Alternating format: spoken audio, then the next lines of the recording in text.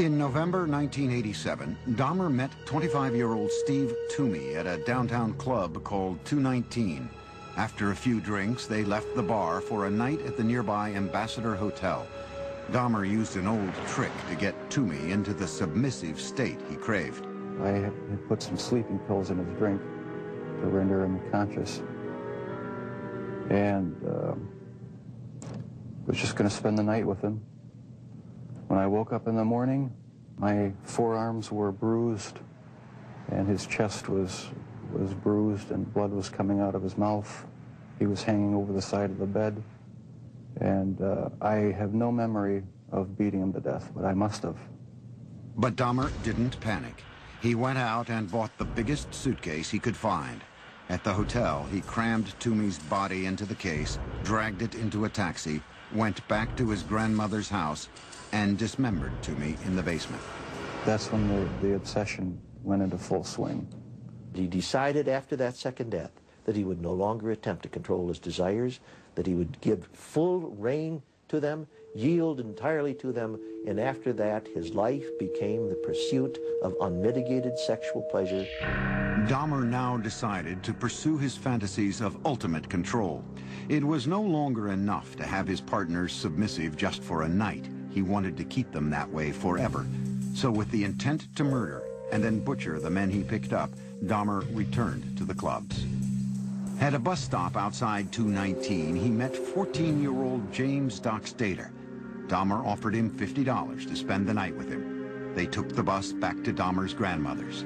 While she slept, Jeff and Doc Stater had oral sex. Then Dahmer drugged and strangled him, his preferred method for killing.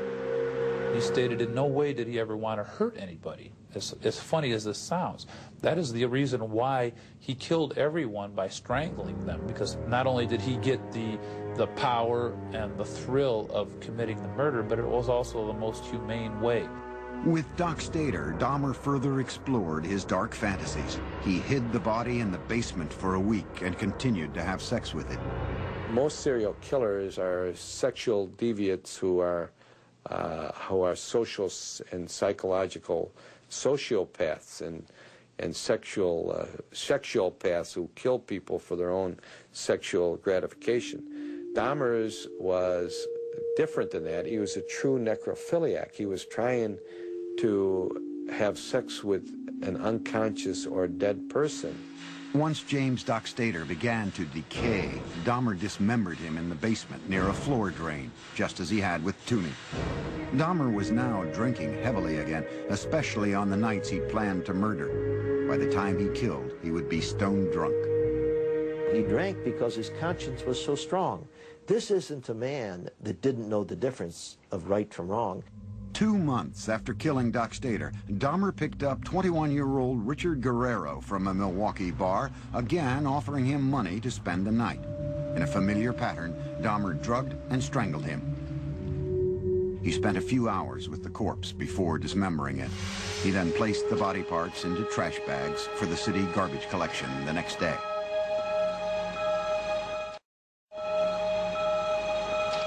In the summer of 1988, Jeff's grandmother asked him to move out. She had been troubled by Jeff's late hours, the mannequin in his bedroom, and now unidentified foul smells from the basement.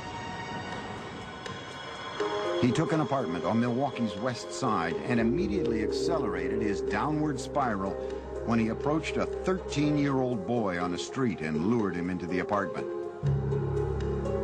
Inside, Dahmer scared the boy by fondling him, and the youngster ran from the apartment. Dahmer was convicted on second-degree sexual assault charges only. The murders were still his secret. He was sentenced to 1 year in a work-release program that required him to spend his nights in a prison dormitory while he continued working at the chocolate factory. In the 10 days before he began his sentence, Dahmer struck again. He met 26-year-old Anthony Sears at the gay club La Cage and killed him. He mummified Sears' head and genitals and kept them inside his locker at the chocolate factory.